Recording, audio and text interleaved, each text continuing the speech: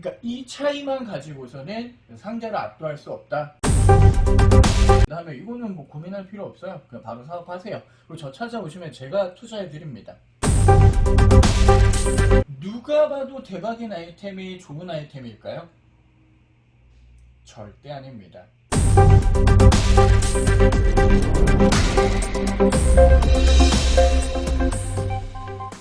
네, 안녕하십니까?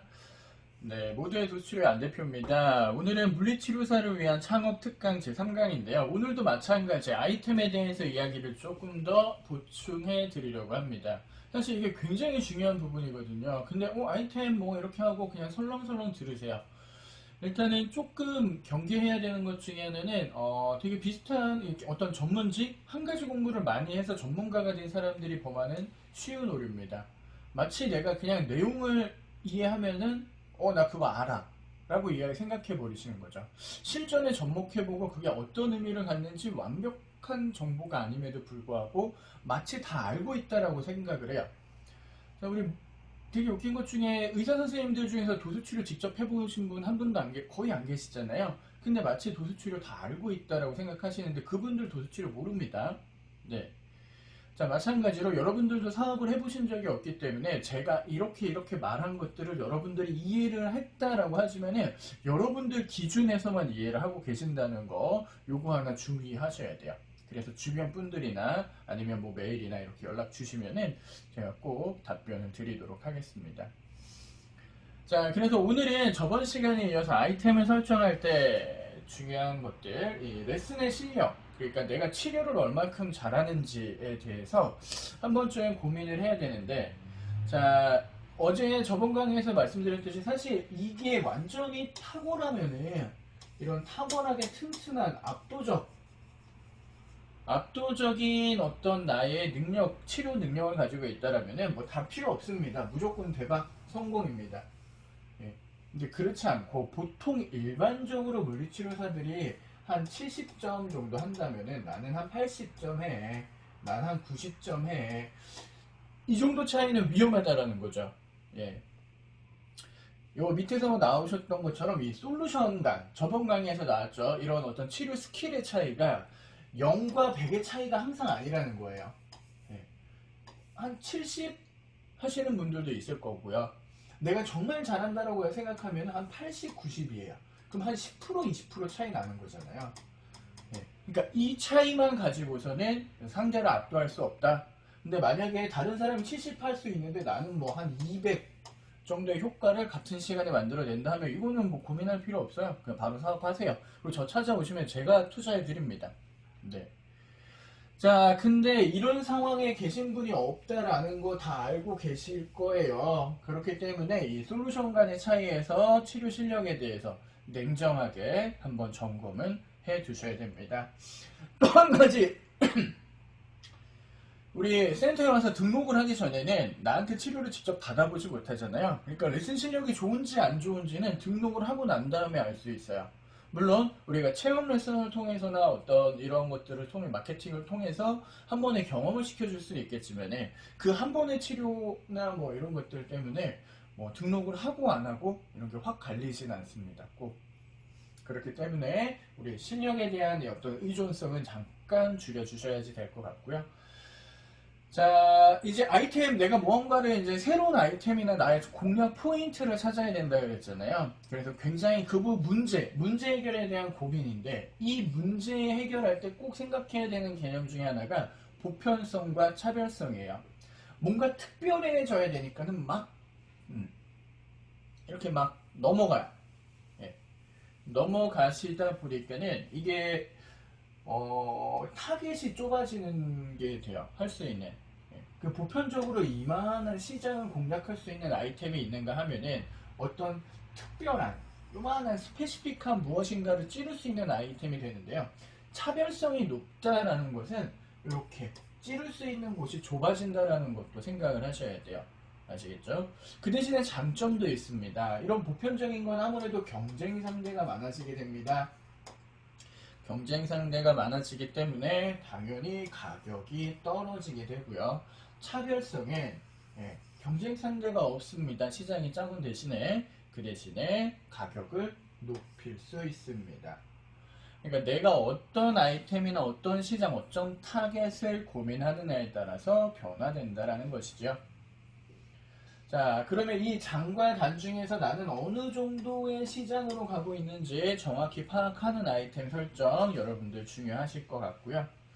자, 아이템 설정에서 또 빼놓지 말아셔야 되는 것 중에 하나, 저번 시간에도 잠깐 나왔지만은 나의 경쟁 상대는 누구인가 라는 설정이죠.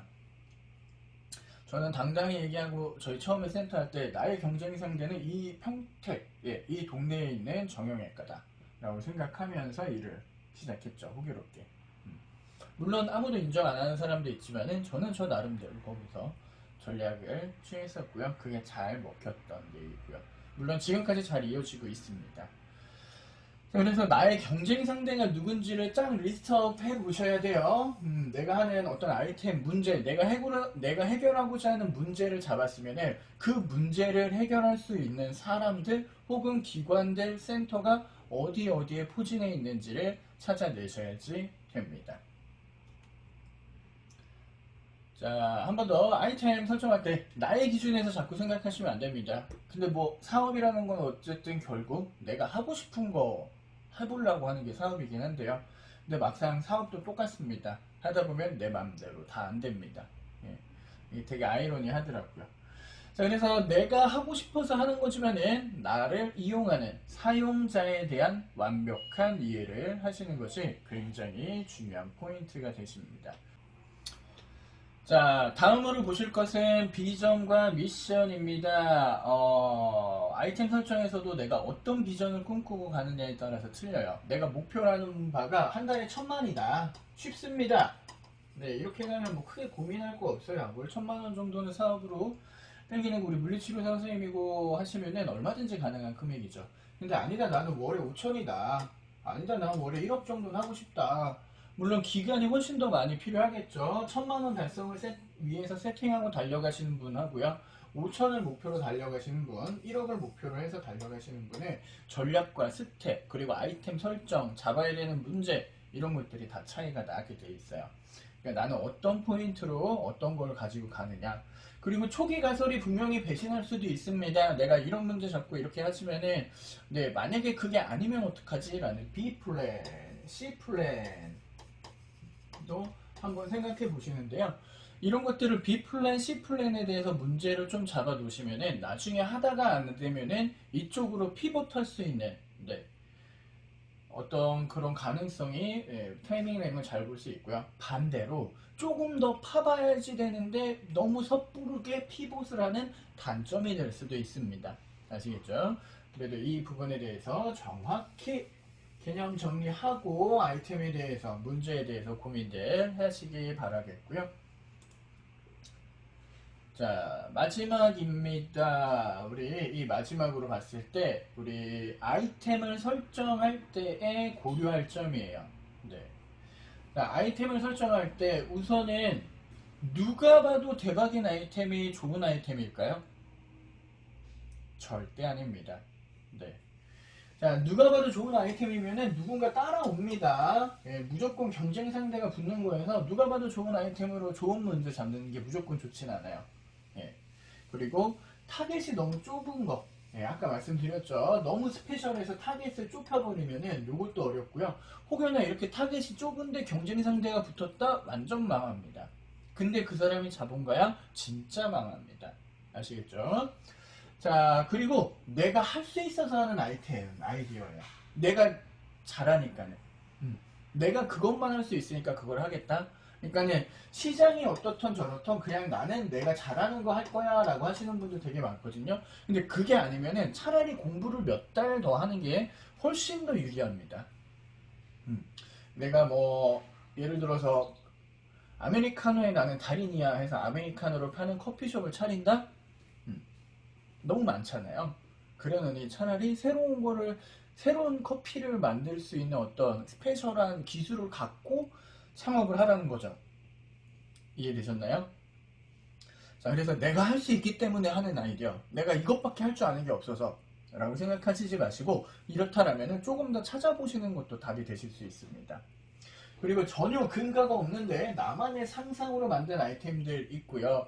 그리고 주위에 친구들 한 두세 명 자주 만나는 사람 누구나 있습니다. 이 그룹이 가장 위험합니다. 여기서 얘기하고 오랜 세월을 지나다 보면은 이 안에서의 어떤 그룹의 아집이 생겨요. 네. 이 그룹만의 아집이 생깁니다. 그렇기 때문에 그냥 얘네들 이 사람들 안에서는 굉장히 좋은 대박 아이템으로 보이고 당연한 것처럼 보이지만 외부에 있는 그 어떤 누구도 동의하지 않습니다. 되게 위험한 발상인데 좀 치료사들이 이런 그룹이 되게 많아요. 그래서 조심하셔야 돼요. 자, 그리고 단순히 따라가는 아이템 제일 안 좋은 거야. 필라테스 차리니까 잘 되더라. 나도 필라테스 해야지. 그냥 일반 필라테스 선생님들한테도 까입니다. 예, 분야가 틀려요. 내가 어떤 문제를 해결할 수 있는 고유의 아이템층이 없으면은 그냥 단순히 필라테스 센터 옆에 차리고 나는 물리치료사니까 내가 더 잘할 거야? 그렇지 않습니다. 만만치 않습니다. 그리고 일반 필라테스 강사님들이 전략적인 레슨적으로 봤을 때 훨씬 더 혹하게 하는 거 있거든요.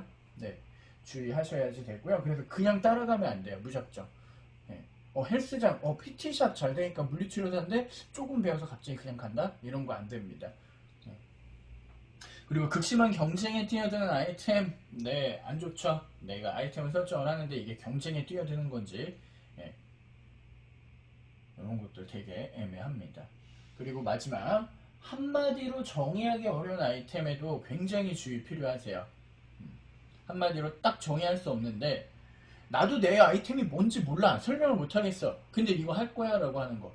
나는 허리가 아픈 사람들의 치료를 위해서 운동도 하긴 약간 하면서 거기서 이제 기구 같은 거를 팔 건데 그런 기구를 팔면서 운동을 알려주는데 수입은 기구를 파는 거는 그냥 서비스로 잡을 예정이고 뭔가 그러니까 이도 저도 아닌 이러한 사업 유형을 생각하는 것도 굉장히 위험한 발상이십니다. 자, 그래서 지금 오늘은 이렇게 아이템을 설정할 때 고려해야 되는 거 2탄입니다. 자, 그러면은 아이템을 설정하는 게 왜 이렇게 어려울까요? 라고 얘기했는데 제가 눈을 강조합니다. 아이템에서 사업은 시작되는 거기 때문에 어쨌든 가다가 안 되면 다시 아이템으로 돌아오게 돼요.